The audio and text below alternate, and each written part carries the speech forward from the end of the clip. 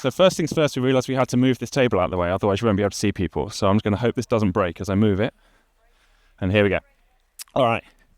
Well, thank you, Dom, for the introduction. Hi, everyone. So yeah, as Dom said, so my role is in customer success here at Contentsquare. And really all that means is just trying to help our customers get the most out of everything they're doing and all of their data. And today I get to sit down with a team who, honestly, from in my opinion, are doing this in such a good way and one of the best examples that we have and putting this into practice. So joining me, and you can see their names here, Chris Bishop, Head of Ecommerce Performance and Analytics, and Ali Saka, the E-commerce Customer Journey Strategy Manager.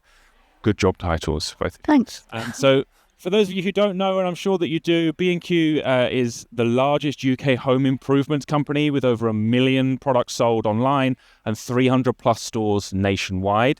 Its purpose of better homes, better lives for everyone means understanding customer experience is key to everything that they are doing. And not only that, B&Q is part of the Kingfisher Group, which is one of Europe's largest home retail groups with 1,300 stores across 8 countries. So big companies, big problems, lots and lots of things to talk about. So Chris, Ali, great to have you here. Let's get started. So when you first rolled out Contentsquare at B&Q, what was the ambition and what did getting the wider business to adopt look like for you? So obviously making data-driven, customer-led decisions is really, really important. So having a really good suite of insight tools for our teams was absolutely key so that we could understand the full customer experience. And in the world before Contentsquare, which seems like 1 million years ago now, we had a lot of really solid analytics platforms, but they were very, very into the data, good at the dashboards, good at creating reports, really rich data. But it was really hard for our teams to visualize the impact on the journey. So we were looking for something that would really make that data accessible and easy for them to jump into. And Contentsquare really bridged that gap for us. And the way we look at it is that in order to understand the full experience, you need to have a whole list of tools in your toolbox. And Contentsquare is a really key one that sits alongside our other insights platforms. Nice. Yeah, nice. For me, I think it was, to Ali's point, that behavioural intelligence layer that we wanted to get to. So really moving beyond what happened to the why behind it. And obviously, we've seen throughout today how intuitive Contentsquare is at that, and that's really empowered the teams to deliver that. Nice. Yeah, no, I think that's definitely true. And as you said, Ali, there's so many different sources of data and tools that you have. So when you're scaling that and, the tools themselves, the data across the size of the organization that you are, and obviously within the group of companies that you're part of as well, how have you managed to do that? How have you managed to get the teams kind of bought in to everything that you're trying to do? Yes, that's the wonderful thing about working at Kingfisher is that scale is something that we have in abundance. And we're always working with amazing people that are across banners and at group, that we're all learning different things all the time, which is brilliant. But the challenge with that scale is that you can often find that really useful information is in a silo. So one of the things that is great working with Contentsquare is actually finding those opportunities for us to collaborate. And we recently ran a cross-banner training session, which Matt set up at Contentsquare's offices, where we came together to do a bit of refresher training. But what we also did was start talking about, well, what have we been doing recently? What insights have we found? How's that applicable across our banners? And having that opportunity to share and talk and collaborate is really important to us, but also democratizing data is something that we're really aiming at looking at internally as well as across banner. So we can start partnering with other analytics teams, insight teams and research teams so that we're really efficient. So we're not all researching the same thing. We might be building on what somebody else has already looked at. Yeah, I think from an engagement perspective, when anyone joins the team, we're super keen that they get straight into the platform. Yep. They get familiar with the tool, with the data within it. We've got super users within our team that help to engage those new colleagues working on more complex analytic, sort of like customer journey behavior, getting them used to that. Those super users have helped us to develop that, sort of like the guides and the documentation that we use behind it. So getting them really familiar with that. We put a lot of focus into training our content and merchandising managers, getting them really confident and competent in the tool.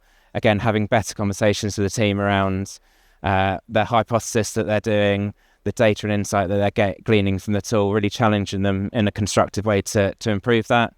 And then we love to celebrate success, so we regularly call it out within monthly team meetings. We've got a digital huddle across 150 colleagues where we celebrate that success, that engagement, and the value that we're getting from it. Yeah, I would say as well, from what I know about working with the team, I think that last part, the celebrating as well, is something that you do incredibly well. And I think, we've seen that as well from the work that has been created by your colleagues. And then we see it as well. And you just think, wow, this is really something that you are really focusing on. I think of that as well. So you've talked about the team working across the full customer journey. And Ali, your job title is Customer Journey Strategy Manager. Mm-hmm. So the clue's in the title there. But moving between all of your data sources, what does that look like in practice? You've talked about. Yeah, so we've got a concept that I think we've coined it in B&Q. It might be somewhere else, but I think it's B&Q, which we talk about called vertical journeys. And so we have loads of different categories that we look after. But what we do is we look at category by category, and we might take kitchens, for example, and we'll kind of take it out and just go like, what is the end to end of this? And we'll start quant first. So where's the traffic coming from? Where does it land? Where does it go? What's happening when they land and where they go, and then do you get the KPIs you're hoping for out the other end? And that will give you a picture, but it's one picture that might give you some drop-off points. It doesn't give you the full richness. So what we do then is we layer on top some qualitative data. So we'll have a conversation with some people who have either just built a new kitchen or they're in the middle of a kitchen project, and we'll say, what is it that drove you to start a kitchen project? What inspired you? What questions did you have in your head at the time? And what are you expecting from a retailer? And then we'll ask them to have a little look at our website and our apps, and we'll ask them to look at our competitors and say, right, well, are we as an industry answering your questions, or are we creating a few more? And it's only really once you've done that, you get the full idea of what that end-to-end journey is. From there, we take it and go, okay, well, what would then be best in class? And we normally start that from a pure player first. So we'll think, okay, well, if you were going to do this online and you weren't going to touch a store, what would be the best we could possibly be? And then we've got 300 stores, we're B&Q, we've got loads of USPs. How do we layer that on? And we create what we call like a step change for that category. But until you've done the quant and the qual, you don't know what your metric's going to be. You don't know what your customer problem is. So you've got to do that piece first. No, definitely. And I was just thinking there, I'm about to redo my bathroom, so I might be involved in some of your Brilliant, talk to me. But okay, so we've talked a lot about combining different sources of data there. We talked about something. Now, it would be remiss of me not to touch on the fact that you, as part of the Kingfisher Group, were part of the Sense Analyst beta that we've been running. And obviously, you've seen everything that's been announced today and all the capabilities through that. So can you take us through your kind of thoughts and feelings about that and everything that the team have got out of? Absolutely. We've been so excited to be part of the beta. It was such a brilliant opportunity for us to get in and try it out before everyone else has just heard about it. And what's been really interesting is watching the team and how they've grown during the time that we've had it. So for everyone who's getting access today, use it. It's really good. But what I've seen is that the team started with really, really short things. And what we've really learned is the power of the prompt. So we've seen it doing amazing things like, how many times have you ever lost a mapping? I'm always forgetting the name of my mappings. It can find them for you, which is brilliant. It can also do really basic things like I wanted to know the other day how many people were interacting with the imagery on my PDP. So I just asked it and it told me. But that is like the tip of the iceberg, because some of the work that we've been doing with Matt recently has been around how can we change what Monday morning looks like. So if any of your teams are like ours, they'll come in on a Monday morning, they're doing their Monday morning report, and they'll probably spend most of their morning crafting what happened last week. We're creating a prompt now together, which we're giving it a really good sense of who it is that's asking, what are the mappings to use, which are the pages that you care about for your role specifically, and then get saying, right, tell me all these different things I want to know. And what it's producing is a dashboard, but it's huge. It's hours and hours worth of work. It's more work than the team would have done if they were building it manually. And what it does is it tells them every single thing that's happening in their category, and it also gives them ideas for what they should do to make that better this week.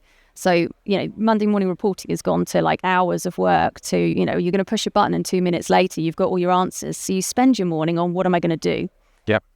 No, I agree completely. And I think that last part you said there about the suggestions as well is just such a huge part. It's not just show me something, it's show me something. And then is there a suggestion there as well? And that's just going to be just a huge part with everything that you're doing in general, I guess across all of your journeys, right? This is what you're looking for and looking to do. It's not just show me what's happening, but what can I be doing better? It's that so what afterwards. No, absolutely. So obviously you talked about teams being more efficient. And we know there's a big difference between being reactive and being proactive with all of your sources of data and everything you're looking at, product and all of that. When did that, or has that shift happened at B&Q? And what's kind of driven that for you and what you've seen? Yeah, so the shift has definitely happened. There's still moments when we're reactive, but I think that the moment it really step changes when we started using the Contentsquare insights within our long-term planning. So we run annual planning processes that spread out for 3 years. Historically, it's been quite tactically focused. Yep. And I think what we've been able to do over probably the last 18 months in particular has been able to seed those behavioural insights into that long-term planning process. So we're moving away from sort of like tactical quick fixes to that customer journey that underpins the proposition. Nice. And that's been a real step change. So that's been a real success. What we do now, so we include it both within our annual planning process, our long-term planning process. They're slightly different. And we're really moving forward to that all of our decisions being underpinned by customer data and customer behaviour, which is crucial for us. So we're definitely moving along that journey to being more proactive than reactive, but still jobs to do. And have there been kind of concrete examples you're able to share with what you've been able to achieve through those, or Yeah, so probably a really good example would be our plumbing vertical journey. Okay. So the interesting thing with plumbing is that we didn't necessarily start because we had any insight. What we had was a hunch, as all the best things do. And my hunch was that plumbing and B&Q go together, and they should be synonymous. Because if we ever think about plumbing, I think about B&Q. But we'd always talked about plumbing being a really small category. right? So it didn't make any sense to me. So we had a little look at the data, and what we found was really interesting because it said that we had brilliant share of traffic. I'm like, okay, so customers think the same as I do. Wonderful. And that those customers were coming to us and they were all reaching products. And I was like, okay, so we've not got any blockers in the middle to prevent them from getting to products. And they had a really high NPS. I was like, okay, so there's loads of them. They're landing, they're getting to products, and they're really happy. Well, great. But it's a really small category and our conversion rate wasn't that great. And so I was like, I don't understand. Well, what's happening? So that's when we looked in Contentsquare to look at journey analysis, and we started to understand that contrary to most of our categories, customers weren't landing on PDP first. They were landing on the plumbing landing page, Right. which no one expects anyone to land on a landing page these days. But they were landing on the landing page, and then they were looping constantly between all of our lister pages. So going all the way through landing page, lister page, they might see a PDP, they'll go straight back to the landing page, really, really long journeys, and then they were exiting. So we had a really high exit rate. I was like, well, that's frustration behavior. Why is your NPS so high? When we then layered on top customer interviews, so like I say, going back, what triggered you to start that plumbing journey, everything started to make sense. So customers told us, as should really have been obvious, that nobody wakes up and goes, I'd really love to do some plumbing this morning. True. So we tend to wake up and go, oh God, something's broken. And there might be a leak, the house might be wet, you might be wet, you might have to turn the water off, and it's stress. And none of us are plumbers. So what you don't do is what you do in every other industry where you go, I want some shoes, I will search for shoes, I know what shoes I like. You go, I've got a thing. What is the thing? So they couldn't land on the PDP, they didn't know the name. So what they did was they went B&Q plumbing, synonymous, land on the landing page, and they were using the landing page to look at the pictures to understand what it was they needed to buy. And that looping behavior wasn't frustration. It was us serving the need that they had for us in that moment, which was, I need to know what this is. Because, and the next thing they told us, next day delivery doesn't cut it when your water's turned off. True. So they had no intention of buying online. What they wanted to do was to go into a store. Doesn't help me. I'm bonused on sales. So what we looked at for that particular journey was what would have seemed counterintuitive for most other categories. We moved the categories down on the page, and at the top we put educational content. So these are the plumbing fittings. This is what they do. This is what they look like. And then we upweighted click and collect. So we could say to the customer, now you know what you want to buy. So I've reduced that looping, but also I'm going to make it quicker for you in store. So within 15 minutes, I'm going to have that plumbing fitting ready at the front. So rather than arriving in a B&Q store and you've got to go and find it on the shelf, it's right there for you. So we've made it even better. But those changes, we increased our organic impressions by 47%. Yeah. What did we do? We decreased our exit rate by 7%, decreased bounce rate by 38%, and we increased cart additions by 1%. So 1% cart additions doesn't sound like a lot, but if you're doing the maths, you're increasing traffic by that much in the upper funnel, significant change to our plumbing category.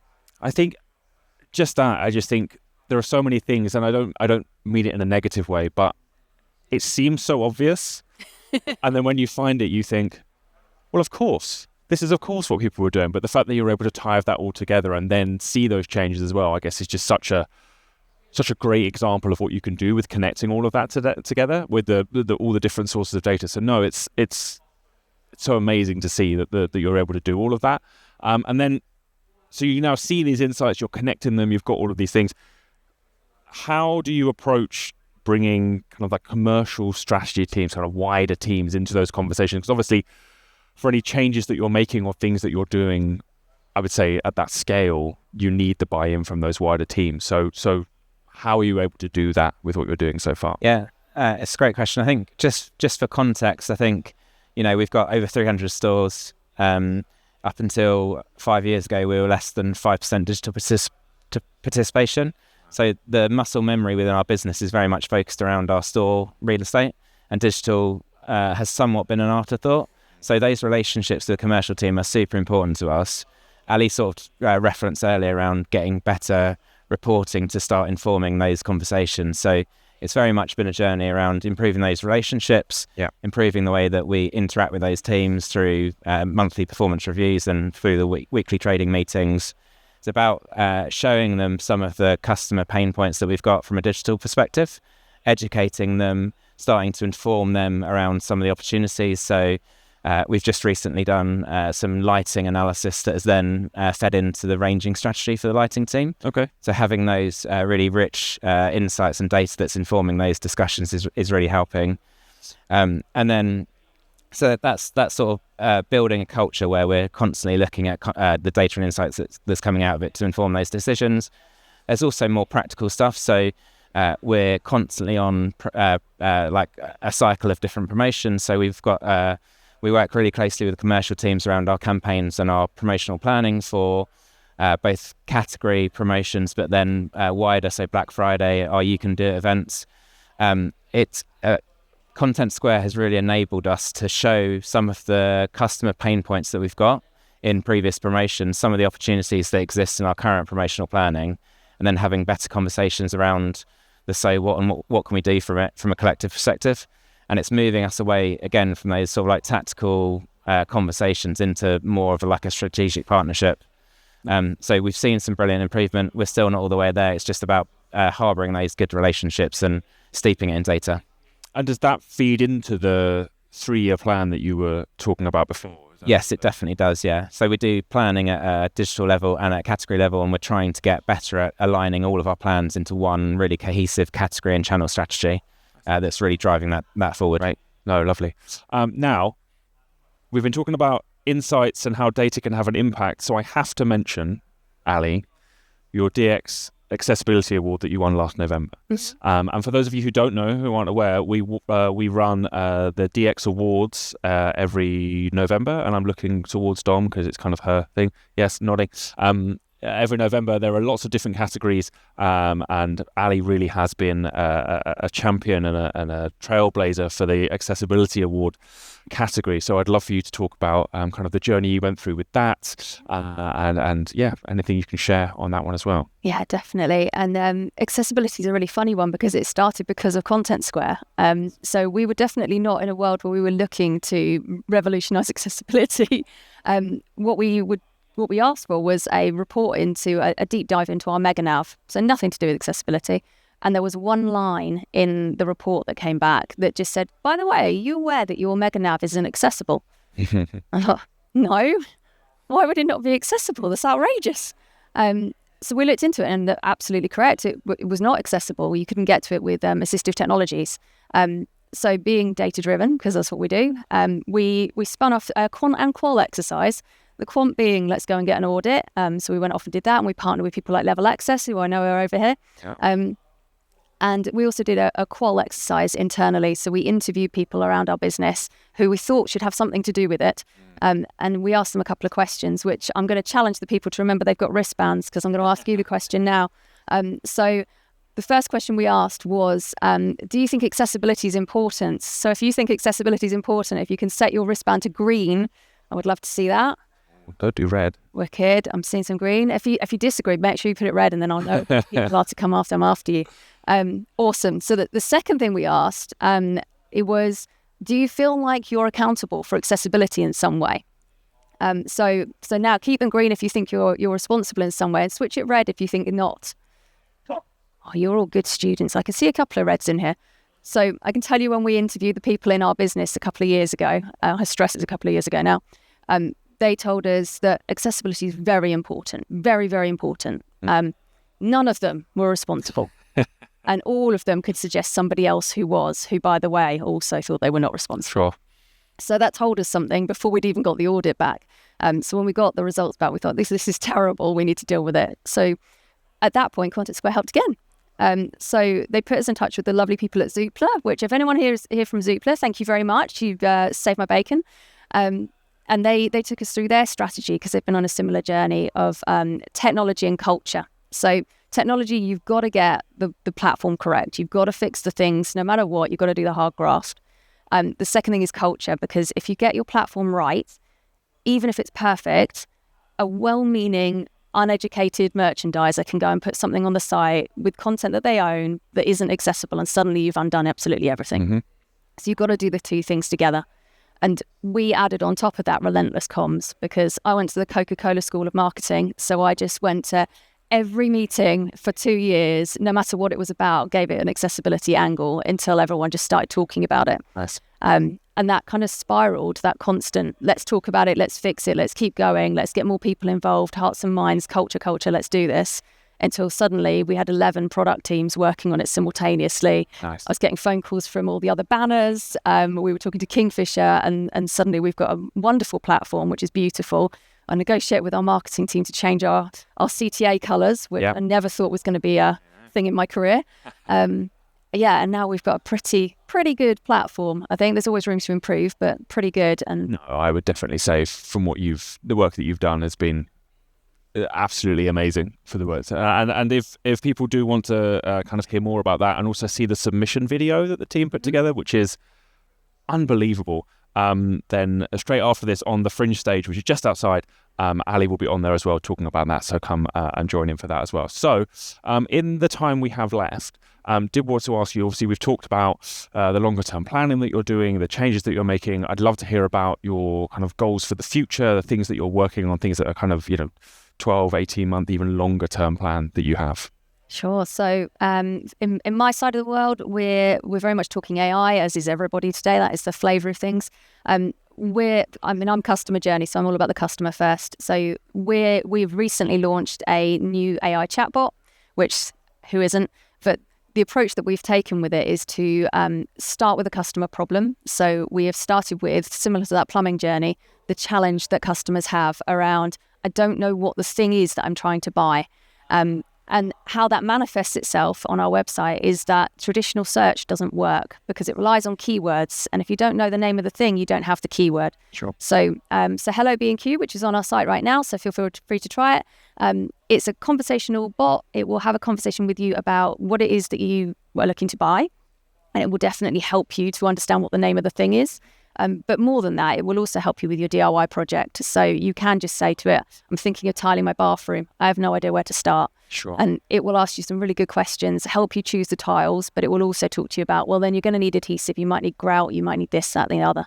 And it will build up that project with you with the step-by-steps of how to do it. Yeah. So it's kind of bridging that gap where online versus in stores, you can't talk to a colleague. Well, this colleague, you can talk to it, and it will be in your house when you are actually laying the tiles. Amazing. That's so great. Chris? Yeah, I think from my perspective, from sort of like a Contentsquare perspective, I think it's continuation of empowering the teams to use the tool. It's been super valuable to us We've made some really good improvements through it, but there's still so much more that we can do. So really integrate it into our A/B testing program, for example. All of the optimizations that we make should be based on that behavioral insight that we've got from it. How we continue to work with the commercial teams around informing strategy, both from a product and range strategy, but then with our own product and content data. So that's a real focus, and Contentsquare is really helping to move that forward. I think from a B&Q perspective, we've definitely been on a journey where we've moved to more of a customer focus, but there's still so much more that we can do with that. So definitely the focus from my perspective is around really passionately driving decisions that we make and basing them in insight and data, making sure that we're not making subjective decisions, but it's all based in that customer data. So yeah, that's definitely the focus from my perspective. Moving forward. Yeah, and I'm glad that we're going to be a part of that and making sure that we do everything within our partnership together. No, really great. Well, Ali, Chris, this has been great. Thank you so much. And as I said, I think what really stands out for me is, the work that you've done and those things, combining all of those sources of data and the things that, as I said, I don't mean simple and obvious things, but the things that you think when you find them, you think, well, these are things that we know we could be doing. And I'm sure that hopefully lots of people in here today will be able to take away and kind of action on that as well, and working with lots of different teams as well. So as I said, if anyone wants to hear more from Ali, she will be on the Fringe stage in a few moments. But otherwise, thank you both so much. And yes, that's it. Thank you so much.